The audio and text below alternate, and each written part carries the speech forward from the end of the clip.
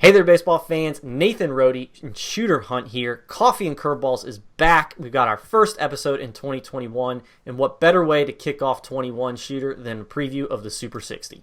Oh, come on, Rody. The Super 60, 21, we got guys flying in to get this event. Going to be a ton of scouts there, ton of talent. I can't wait. I'm itching for it. Yeah, we certainly are. It's a loaded roster, but speaking of loaded rosters, let's take a look back real quick. Throw it back to 2017 and 2018, mainly that 18 group.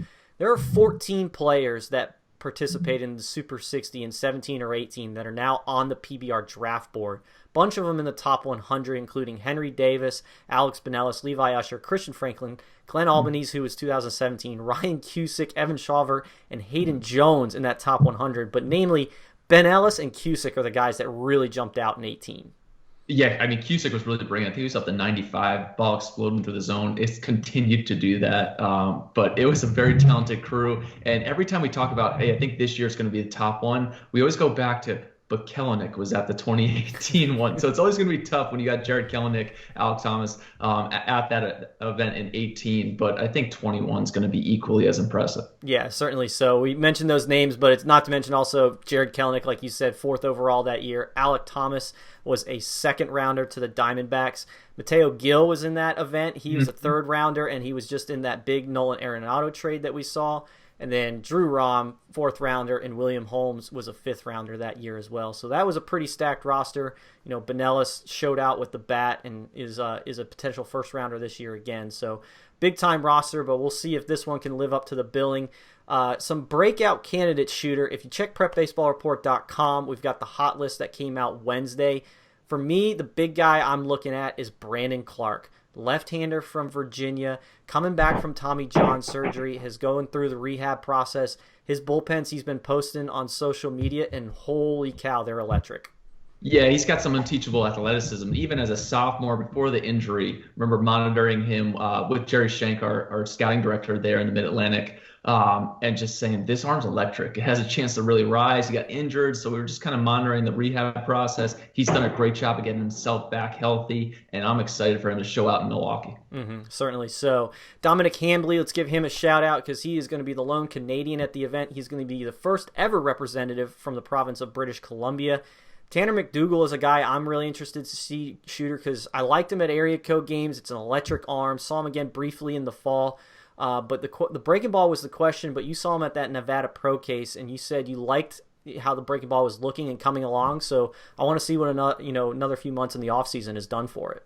Yeah, probably trying to polish some stuff up there, but definitely has that aptitude. McDougal, big physical frame, hard thrower. Talking to Sean Duncan, our director, about him, he say it's physical. You're going to know he's on the mound, and he's definitely going to bring it. But those are two really good arms. You also throw Jose Pena, who's just exploded throughout the fall and off season. Really high upside kid from Florida, committed to FIU. I think he has a chance to maybe steal the show, even though he's a known commodity right now because of what he's done recently. And let's give love to a hitter, too, a breakout candidate from Alabama in Max Solis Jr. Big physical dude, right-handed bat. Moved from Texas, now in Alabama. Sounds like he could put on a pretty loud BP. Max Solis does not get cheated, and he's going to get those swings off. We're going to see some high metrics, some big exit velocities. Kid plays hard. He's worked real hard in the offseason, some football action in the fall. I'm thrilled to see him this weekend and then again throughout the spring. Indeed, indeed. So let's go with some picks to click now, Shooter. A hitter and a pitcher each. For me, it's Elijah Lambros. Not a breakout candidate for me because I feel like he already did that last summer and fall. This guy is tooled up. He can really run. He's got bat speed. He's an athlete. He's projectable. He's only going to get stronger. I'm looking for him to really show out. In a showcase setting, that's where tools show up, and I think that's what's going to happen for Lambros. Yeah, there's a lot of tooled up guys. I really like Lambros. For me, Anthony Migliaccio out of Michigan. He's a catcher. He can play outfield, a 6'6" runner, switch hitter with some pop from both sides. It's another stacked class coming out of Michigan. So I think he's kind of been in the weeds just simply because there's other really good players in this class with him. I think this is his coming out party where people start to take notice and say, I got to get the Detroit Country Day to check out Miggs this spring. Excellent. As far as pitching is concerned, it's always good to to bet on a Northeast arm to break out. I like Luke Holman from Pennsylvania. Projectable frame. 6'4", 195 is what he's listed at. I think that's last summer, though, so I'm curious if maybe he's put on a little more throughout the offseason. But a fastball into the low 90s. He had high spin metrics.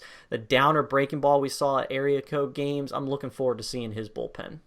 Absolutely. Can really spin wins, Rody. For me, big left-hander, 6'7", 230, out of Colorado, Ryan Ure. He's an Oklahoma State recruit, can really bring in the low 90s, feel for 3 pitches. But at that size and with that left-handedness, I think the scouts have a chance to be drooling when they're walking away.